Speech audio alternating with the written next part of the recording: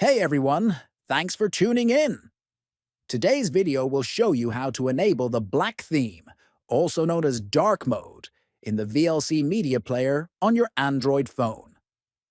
If you're someone who prefers darker themes or wants to reduce eye strain, this quick guide is just for you. First, open the VLC app on your Android device.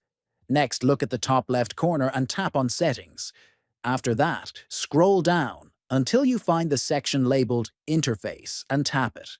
Now, find and tap on Day-Night mode. Finally, select Black Theme from the list to enable Dark mode. Your VLC app will now switch to a dark appearance, giving you a more comfortable viewing experience, especially in low-light environments. That's all for today's tutorial. If this video helped you, feel free to like, comment, and subscribe for more useful tech guides.